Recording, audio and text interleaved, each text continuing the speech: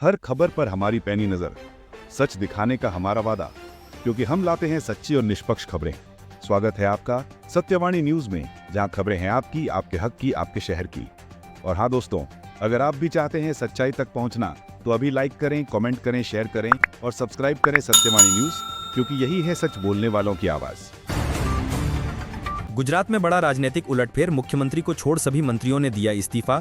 गुजरात में एक अप्रत्याशित राजनीतिक घटनाक्रम में मुख्यमंत्री भूपेंद्र पटेल को छोड़कर पूरी कैबिनेट ने इस्तीफा दे दिया है। ये निर्णय भाजपा के केंद्रीय नेतृत्व के निर्देश पर लिया गया है, जिसके बाद राज्य में नई कैबिनेट के गठन की प्रक्रिया तेज हो गई है। माना जा रहा है कि पार्टी आगामी चुनावों को देखते हुए संगठन में नए चेहरों को मौका देना चाहती है। कल एक विशेष समारोह में नए मंत्रियों को शपथ दिलाई जाएगी, जिसमें पार्टी के कई वरिष्ठ राष्ट्रीय नेता भी शामिल हो सकते हैं। इस कदम को राज्य की राजनीति में एक बड़े बदलाव के रूप में देखा जा रहा है। सीजीआई पर जूता फेंकने का मामला, अटॉर्नी जनरल ने वकील के खिलाफ अवमानना की कार्रवाई को दी मंजूरी। भारत के अटॉर्नी जनरल आर वेंकट रमणी ने उस वकील के खिलाफ आपराधिक अवमानना की कार्रवाई शुरू करने की अनुमति दे दी है, जिसने पिछले सप्ताह सुप्रीम कोर्ट में मुख्य न्यायाधीश सीजीआई पर जूता फेंकने का प्रयास किया था। इस घटना को न्यायपालिका की गरिमा पर हमला माना गया है। सुप्रीम कोर्ट इस मामले की सुनवाई दिवाली की छुट्टियों के बाद करेगा। कानूनी विशेषज्ञों का मानना है कि ये मामला न्यायपालिका की स्वतंत्रता और सम्मान को बनाए रखने के लिए एक महत्वपूर्ण उदाहरण स्थापित करेगा। कर्नाटक सरकार का बड़ा फैसला, सरकारी स्कूलों में आरएसएस की गतिविधियों पर लगेगी रोक। कर्नाटक की कांग्रेस सरकार ने राज्य के सरकारी स्कूलों और कॉलेजों में राष्ट्रीय स्वयंसेवक संघ आरएसएस से जुड़ी गतिविधियों पर रोक लगाने का फैसला किया है। राज्य के गृह मंत्री ने कहा कि शिक्षण संस्थानों का उपयोग किसी भी ऐसे संगठन के लिए नहीं किया जा सकता जो कथित तौर पर नफरत फैलाता हो। इस फैसले पर भाजपा ने कड़ी आपत्ति जताते हुए इसे कांग्रेस की पूर्वाग्रह से ग्रसित राजनीति का परिणाम बताया है। इस कदम से राज्य में राजनीतिक बहस तेज हो गई है। बिहार विधानसभा चुनाव, महागठबंधन में सीट बंटवारे पर पेंच फंसा। बिहार में विधानसभा चुनाव की सरगर्मियां तेज हो गई हैं, लेकिन विपक्षी महागठबंधन में अभी तक सीट बंटवारे पर अंतिम सहमति नहीं बन पाई है। राष्ट्रीय जनता दल, आरजेडी और कांग्रेस के बीच कई सीटों को लेकर बातचीत अटकी हुई है, जिससे गठबंधन के भविष्य पर सवाल खड़े हो रहे हैं। वहीं दूसरी ओर एनडीए ने अपने उम्मीदवारों की सूची जारी करना शुरू कर दिया है। राजनीतिक विश्लेषकों का मानना है कि अगर सीट बंटवारे में और देरी हुई तो इसका फायदा सीधे एनडीए को मिल सकता है। बरेली हिंसा, मौलाना तौकीर रजा का सहयोगी अफजल बेग ने कोर्ट में किया सरेंडर। बरेली में पिछले महीने हुई हिंसा के मुख्य आरोपियों में से एक मौलाना तौकीर रजा खान के करीबी सहयोगी अफजल बेग ने अदालत में आत्मसमर्पण कर दिया है। पुलिस ने उसकी गिरफ्तारी पर 15,000 रुपए का इनाम घोषित किया था। हिंसा के बाद से ही वह फरार चल रहा था। बेग के सरेंडर को पुलिस के लिए एक बड़ी कामयाबी माना जा रहा है। पुलिस अब उससे हिंसा भड़काने में शामिल अन्य लोगों के बारे में पूछताछ करने की तैयारी कर रही है। ईपीएफओ ने बदले नियम, अब खाते से निकाल सकेंगे 100% रकम। कर्मचारी भविष्य निधि संगठन ईपीएफओ ने अपने करोड़ों सदस्यों को बड़ी राहत देते हुए पीएफ निकासी के नियमों को सरल बना दिया है। नए नियमों के तहत कर्मचारी अब कुछ शर्तों के साथ अपने खाते से 100% तक की राशि निकाल सकेंगे। हालांकि एक मिनिमम बैलेंस बनाए रखना होगा। सरकार का कहना है कि यह बदलाव कर्मचारियों की वित्तीय जरूरतों को पूरा करने और प्रक्रिया को आसान बनाने के लिए किया गया है। हालांकि कुछ ट्रेड यूनियनों ने मिनिमम बैलेंस की शर्त का विरोध किया है। पंजाब, डीआईजी हरचरण सिंह भुल्लर 5 लाख रुपए की रिश्वत लेते रंगे हाथों गिरफ्तार।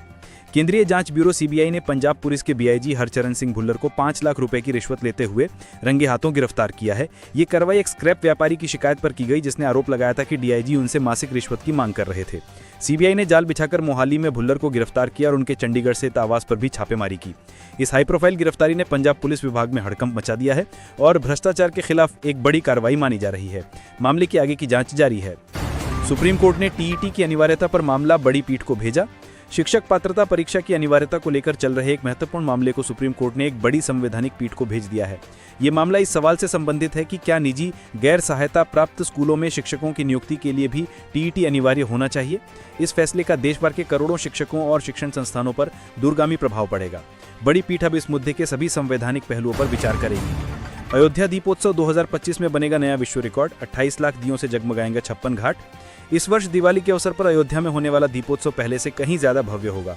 योगी आदित्यनाथ सरकार ने इस बार सरयू नदी के 56 घाटों पर 28 लाख दिए जलाकर एक नया विश्व कीर्तिमान स्थापित करने का लक्ष्य रखा है।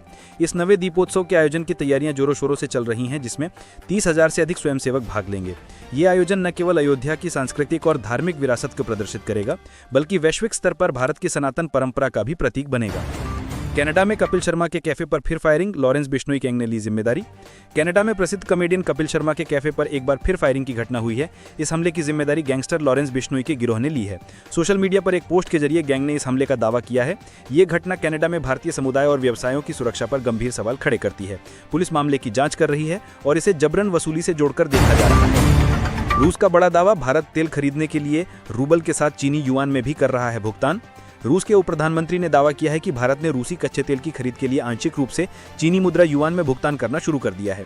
हालांकि उन्होंने ये भी स्पष्ट किया कि अधिकांश व्यापार अभी भी रूसी रूबल में ही हो रहा है। ये कदम पश्चिमी देशों द्वारा लगाए गए आर्थिक प्रतिबंधों के बीच भारत की अपनी विदेशी मुद्रा भंडार को संतुलित करने की रणनीति का हिस्सा हो सकता है। इस पर भारत सरकार की ओर से कोई आधिकारिक बयान नहीं आया है। एशिया कप ट्रॉफी विवाद पर वरुण चक्रवर्ती का खुलासा। भारतीय स्पिनर वरुण चक्रवर्ती ने हाल ही में समाप्त हुई एशिया कप के फाइनल के बाद हुए ट्रॉफी विवाद पर एक बड़ा खुलासा किया है। उन्होंने कहा कि जो कुछ भी मैदान पर हुआ वो खेल की भावना के तहत नहीं था और इसकी पहले से तैयारी की गई थी। उनके इस बयान ने क्रिकेट जगत में एक नई बहस छेड़ दी है। फाइनल मैच के बाद पुरस्कार समारोह के दौरान कुछ खिलाड़ियों के व्यवहार की काफी आलोचना हुई थी। आईएमएफ ने की भारत की तारीफ, कहा भारत बन रहा है दुनिया का ग्रोथ इंजन। अंतर्राष्ट्रीय मुद्रा कोष आईएमएफ की प्रमुख क्रिस्टालिना जॉर्जीवा ने भारतीय अर्थव्यवस्था की जमकर तारीफ की है। उन्होंने कहा कि वैश्विक मंदी की आशंकाओं के बीच भारत दुनिया के लिए एक ग्रोथ इंजन के बनकर उभर रहा है। उन्होंने भारत की मजबूत आर्थिक नीतियों और डिजिटल इंफ्रास्ट्रक्चर की सराहना की।